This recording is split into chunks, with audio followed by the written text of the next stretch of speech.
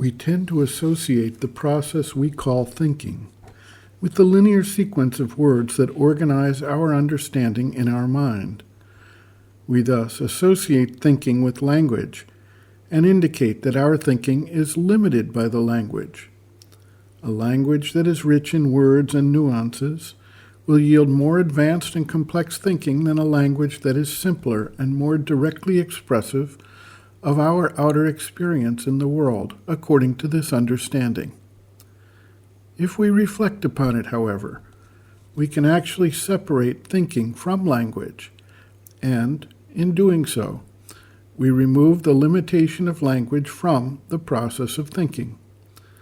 The case of Nikola Tesla is illuminating.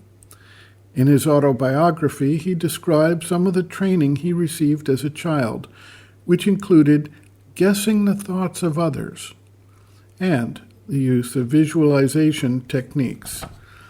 He later described how he developed various of his inventions, not through linear thought, but through seeing them in his mind's eye.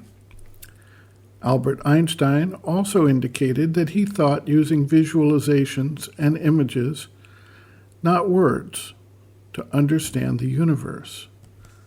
Some of the greatest thinkers indicated that the use of language for thought was essentially a secondary process for them.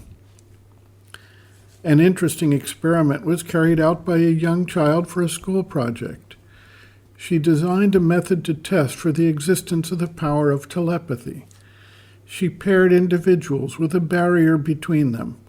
They had various shapes and colors that one party, the sender, was to focus on in his mind, and the other party, the receiver, was to identify without any speech intervening. Various pairs achieved results over 70% accuracy, far beyond the potential of random chance. Although this was obviously a simple experiment and not a double-blind study, it did provide a measure of confidence that thought in the form of an imaged shape and color could be communicated silently from one person to the other, with no physical or verbal cues. The power of visualization itself acts without language.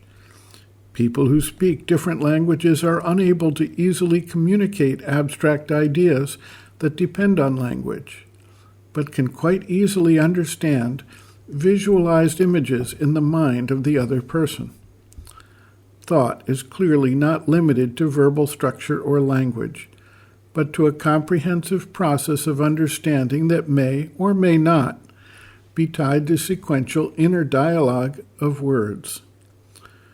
When we enter the presence of an individual who has developed the power of thought without the use of words, we can experience what many call an atmosphere, which is conducive to liberating the mind from the formal structures that language imposes upon our thinking.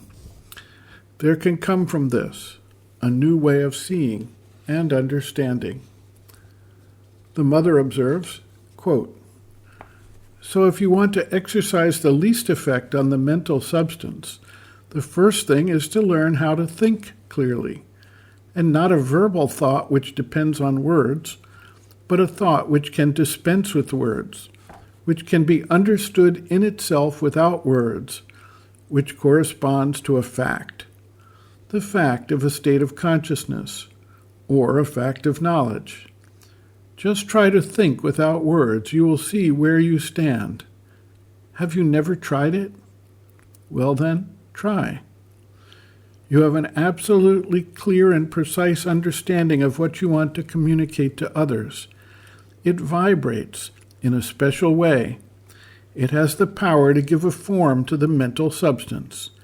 And then, afterwards, as a concession to human habits, you organize a certain number of words around it to try. There, much lower down, to give a verbal form to the vibration of consciousness. But the verbal form is entirely secondary. It is a kind of covering, a rather crude one, for the power of thought." End quote. Reference, Sri Aurobindo and the Mother, Powers Within, Chapter 2, Power of Thought, pages 21 to 22.